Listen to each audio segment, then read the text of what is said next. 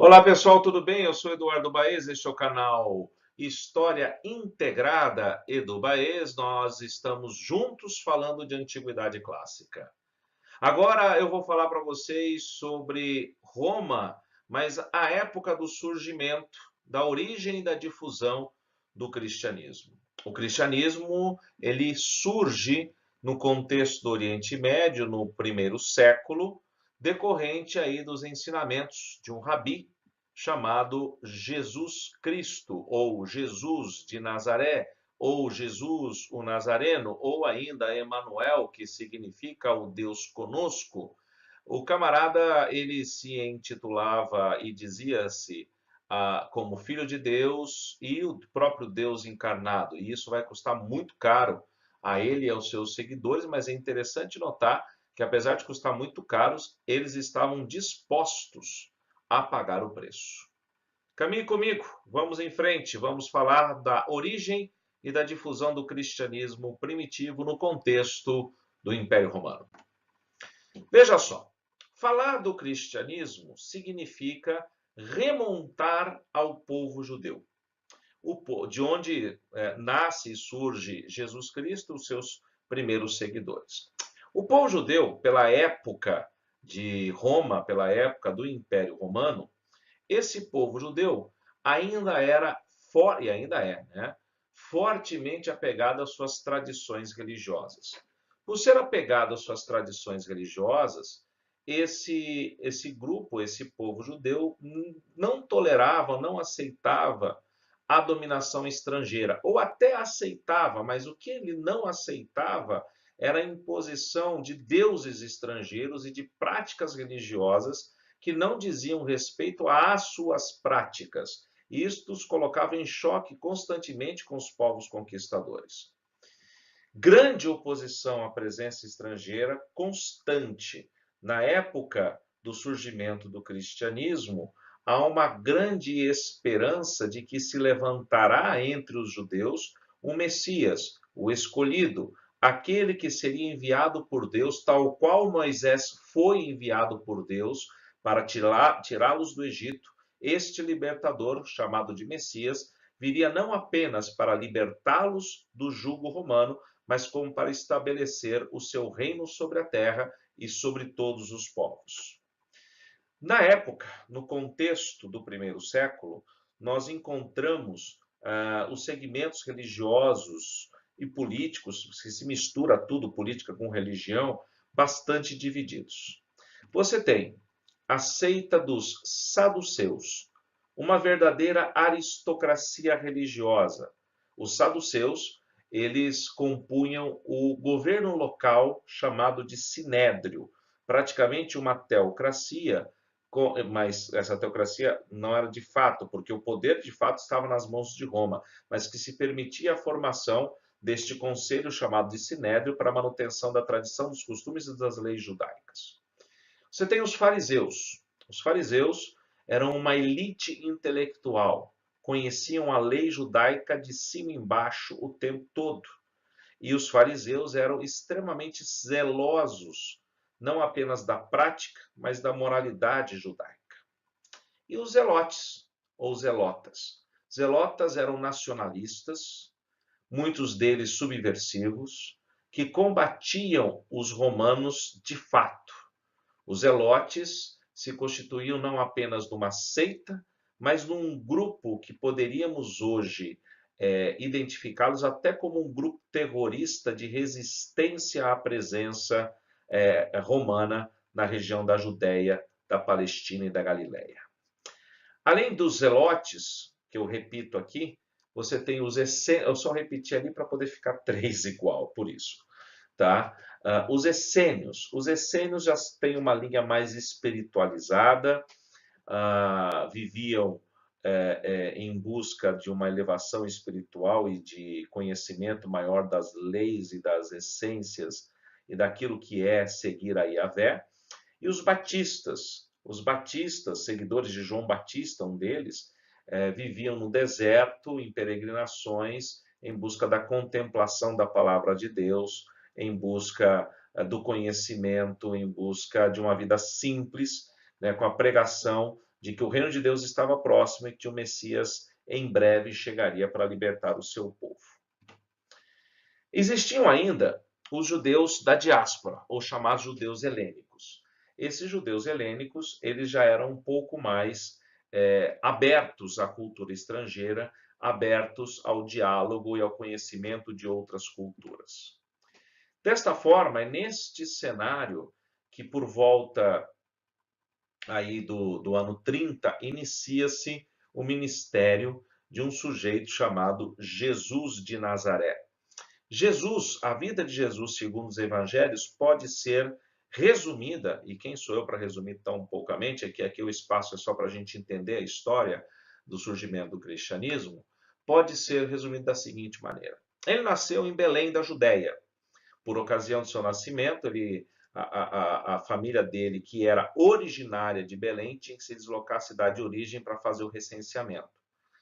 Então, José e sua esposa Maria, já grávida de Jesus, segundo a tradição, pelo Espírito Santo, né, vão a Belém e em Belém ela dá à luz a Jesus. Mas ele vai crescer e vai ser conhecido como Jesus de Nazaré, que era a cidade onde José e Maria viviam. Okay?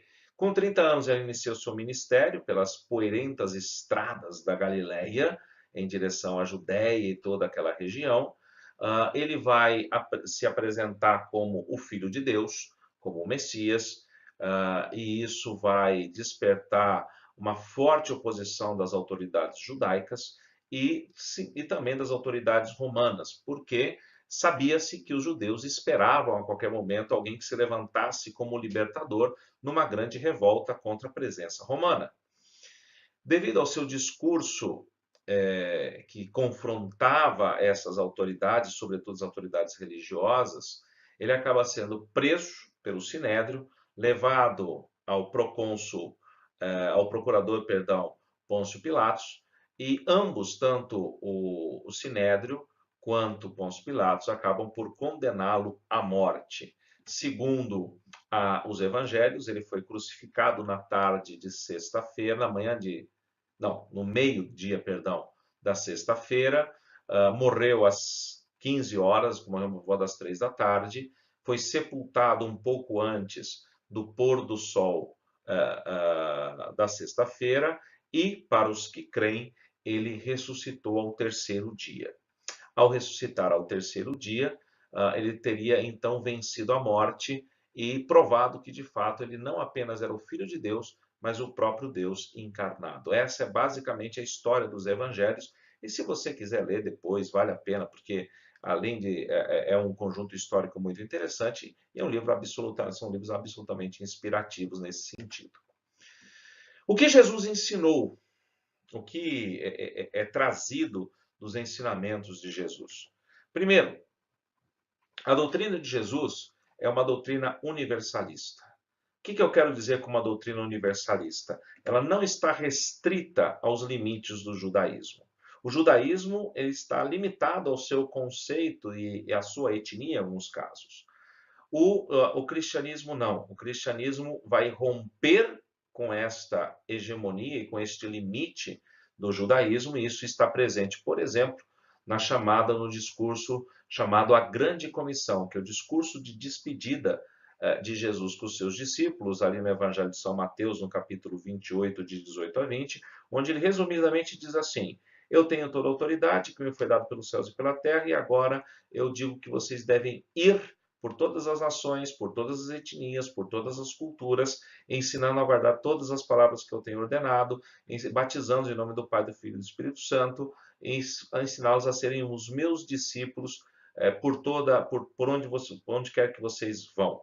Né? Esta é a grande comissão, e note que ele está falando de etnias, de culturas, de nações, portanto, rompendo aí com os limites do judaísmo. Dentre a parte dessa doutrina, o desapego aos bens materiais, não o desprezo, mas o desapego aos bens materiais é outra característica dessa doutrina. O perdão às ofensas como sendo uma marca deste pensamento, né? Isso está presente na famosa oração conhecida como oração do Pai Nosso. O amor a Deus sobre todas as coisas. Coloquei amor ao Deus aqui, né? Amor ao Deus único acima de tudo. Acima do imperador, acima do império. Entende como isso vai dar problema para os cristãos no contexto do Império Romano? Amor ao próximo. E não cabe aqui no amor ao próximo você considerar a escravidão. A escravidão se torna um empecilho a isso e também, por isso, o cristianismo se torna uma ameaça ao modelo escravista romano. O cristianismo se espalha inicialmente pela região do Oriente Médio, depois Ásia Menor, chegando até a Europa. Inicialmente, os primeiros cristãos ficaram em Jerusalém. Ali eles se estabeleceram como parte de uma comunidade dentro do próprio judaísmo, se reunindo no templo e tudo mais. No entanto, o crescimento exponencial em Jerusalém desta comunidade chama a atenção e desperta o perigo por parte das autoridades judaicas. A fim de resolver um problema estrutural entre esta comunidade, os apóstolos que se dedicavam exclusivamente ao ensino das doutrinas e da palavra de Deus instituíram o que nós chamamos de diáconos, responsáveis pelo amparo e apoio material da comunidade. Uma forte perseguição judaica se estabelece em Jerusalém. Um dos diáconos, um sujeito chamado Estevão, faz um discurso inflamado em Jerusalém contra os judeus, contra o sinédrio, contra os fariseus, acusando-os de terem assassinado Jesus Cristo. Ele mesmo é preso e apedrejado por conta disso. Empreende-se a partir daí uma violenta perseguição contra os cristãos que se espalham, né, pelos territórios aí do Império Romano na região da Judéia, na região da Palestina, de Samaria, e avançam em direção à Ásia Menor. Nesse cenário, surge a figura de um perseguidor da igreja primitiva cristã chamado Paulo de Tarso. No entanto, Paulo de Tarso, no seu caminho a Damasco, vendo a ação dos cristãos que pregavam aos pagãos em todas as áreas, ele acaba literalmente caindo do cavalo, como diz o relato do Atos dos Apóstolos, e ele acaba sendo convertido ao cristianismo, e de fato ele foi convertido ao cristianismo de uma forma sobrenatural. E Paulo de Tarso se torna o principal divulgador do cristianismo na Ásia Menor, chegando até a Europa. Coube a ele 13 cartas, 13 epístolas que compõem o cânon do Novo Testamento, para você ter uma ideia. Bem, o que leva então os cristãos a serem perseguidos nesse contexto primitivo do cristianismo e do Império Romano? Primeiro, o cristianismo ele fortemente vai se opor ao paganismo romano, aos deuses romanos. E isso vai ser um motivo de perseguição. E não se esqueça que o principal deus romano, nesse momento, é a figura do imperador. Opor-se ao paganismo romano é também não aceitar a autoridade divina do imperador. O imperador é, sim, uma autoridade, mas ele não é um deus, segundo os cristãos.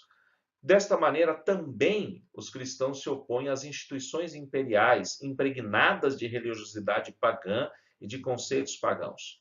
E também, um outro ponto que chama atenção, a fim de se protegerem, os cristãos realizavam as suas reuniões de maneira mais reservada, né? Alguns diziam que era secreta, com medo, né, de serem perseguidos, e por outro lado, como eles se reuniam secretamente, grande parte de escravos e servos faziam parte da seita dos cristãos naquele momento, que era uma seita ainda, diziam que essas reuniões serviam para conspirar contra a classe proprietária e contra a estrutura romana. Por isso, também a perseguição com medo de uma revolta de escravos empreendida, esta perseguição também pelas autoridades romanas.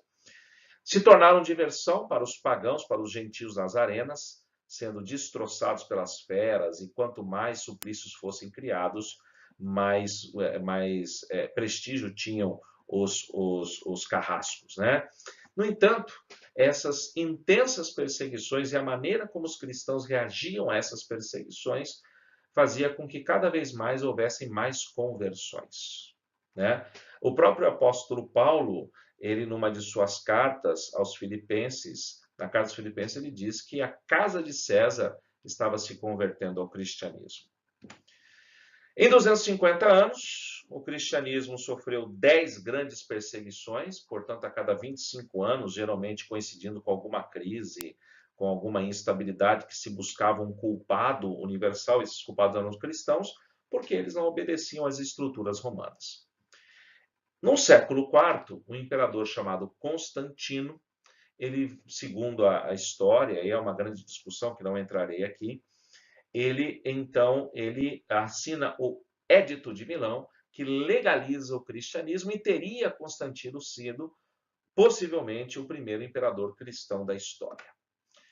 Com forte presença nas cidades, porque o campo se torna um local mais paganizado, vamos chamar assim, o cristianismo ele ganha força entre as várias camadas sociais e dirigentes, até que o imperador que sucedeu Constantino, um cara chamado Teodósio, ele assina em 380 o Édito de Tessalônica, oficializando o cristianismo em Roma. E em 391, esse mesmo Teodósio proíbe a manifestação de religiões pagãs em território romano.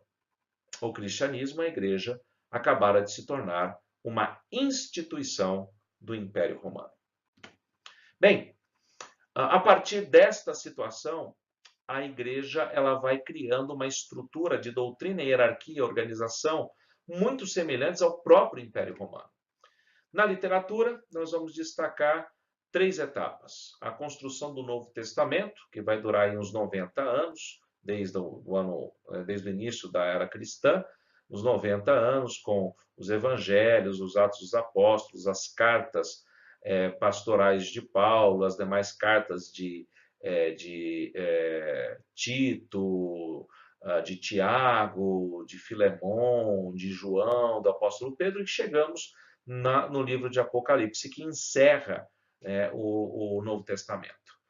Num segundo momento, já no século II da era cristã, você tem os padres apologéticos, que vão escrever em defesa da fé em contraposição ao pensamento pagão.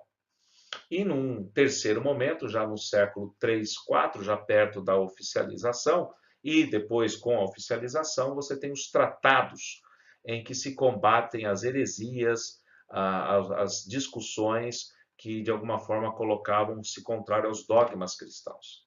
Os concílios serão responsáveis por estabelecer esses dogmas e práticas dentro da igreja, e com forte oposição às heresias que negavam a natureza de Cristo, como o caso do arianismo, e instituíam a ideia de que Cristo era apenas um e não em três com a Trindade, a oposição à Trindade, a implantação de ideias filosóficas gregas no cenário do cristianismo, como gnosticismo, e sucessivamente outras heresias, né?